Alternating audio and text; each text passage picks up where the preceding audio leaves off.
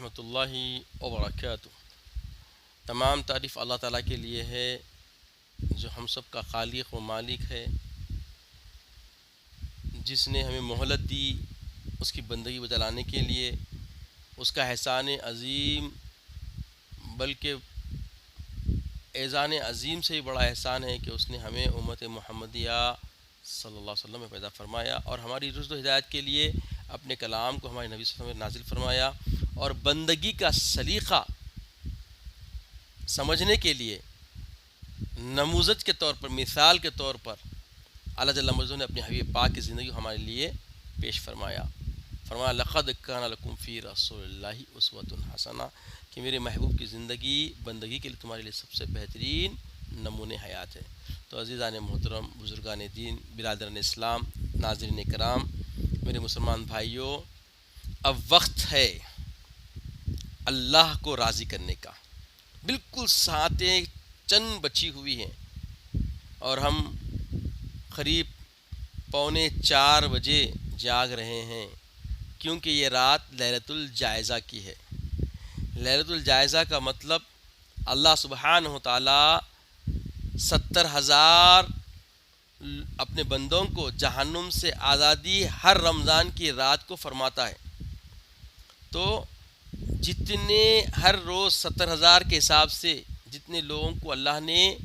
جہنم سے آزادی عطا کی ہے، اب آج کی رات ان سب سے زیادہ،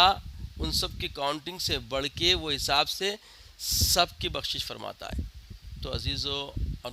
بزرگوں، ناظرین اکرام، ہمیں اپنے آپ کو وہ عتقائے نار جہنم میں شامل کرنا ہے تو کثرت سے استغفار کرنا چاہیے۔ استغفار اللہ کو بہت پسند ہے اور توبہ کرنا اللہ کو بہت پسند ہے۔ اللہ تعالیٰ کو 2 خطرے بہت پسند آتے ہیں۔ اللہ کے نبی صلی اللہ علیہ وسلم فرماتے ہیں، ایک وہ خطرہ جو شہید کا، اللہ کی راہ میں شہید ہونے والے کے خون کا خطرہ زمین پہ چاہنے سے پہلے اللہ اس سے پہلے مغفرت فرما دیتا ہے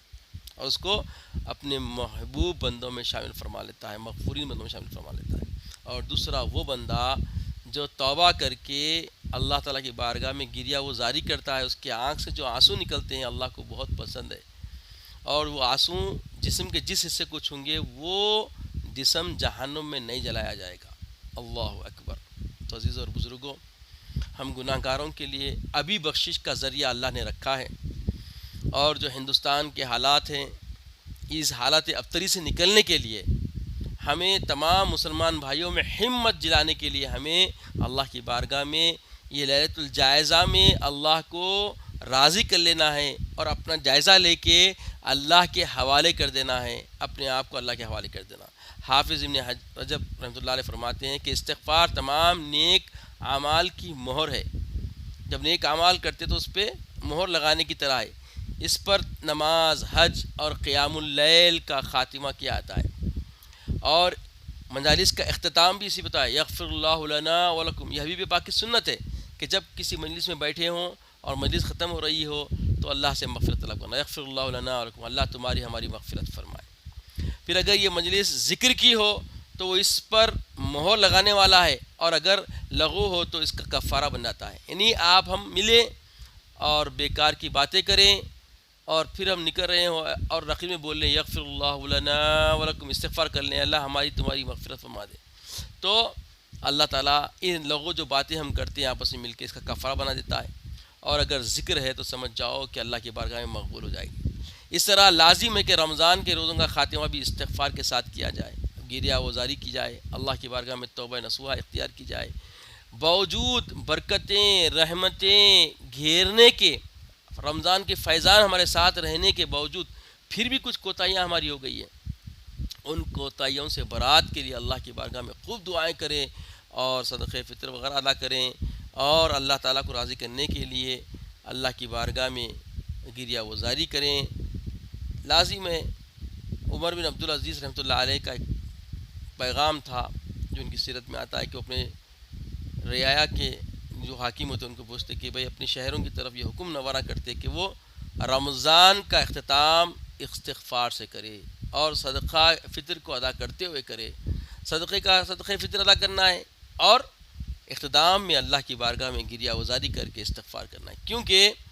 صدقہ فطر روزے دار کے لغو کام جو ہوتے ہیں اس کا کفارہ بن جاتا ہے، اور بیہودہ باتیں جو اس کی طہارت حاصل ہو جاتی ہے، اور استغفار اصلاح کر دے گا جو رمضان میں غلطیاں ہو گئی ہے، غلطیاں لغو اور رفث کی صورت میں جو باتیں ہو گئی ہے۔ اس لیے بعض علماء متقدمین فرماتے ہیں کہ بے شک صدقہ فطر روزے دار کے لیے ایسے ہی ہے جیسے نماز میں سجدے سہو، یعنی کوئی واجب ترک ہو گیا، سجدہ سہو کر لیے، نماز کامل ہو آتی۔ اور اسی طرح اگر کوئی استغفار کرتا ہے تو اس کے اعمال میں جو کوتاہیاں ہوتی ہیں اللہ جل مجدہ اس کو درگزر فرما دیتا ہے۔ اللہ تعالیٰ سے دعا ہے کہ یا الہ العالمین اس لیلۃ الجزا میں ہم سب کی مغفرت فرما، ہم کو، ہمارے والدین کو اور ہمارے آل اولاد کو، ہمارے متعلقین کو، ہمارے اڑوس پڑوسیوں کو، ہمارے محلے والوں کو، ہمارے ملک والوں کو اور ساری دنیا کے مسلمانوں کو مولا نیک ہدایت، نیک توفیق عطا فرما، اتقائے من النار میں شامل فرما، مولا ہمیں عزت کی اسلام کی زندگی عطا فرما، خاتم الخیر عطا فرما، وقت نزا کلیم طیبہ عطا فرما، وصلی اللہ تعالی علی خیر خلقہ ونور یشی محمد مبارک وسلم والحمد للہ۔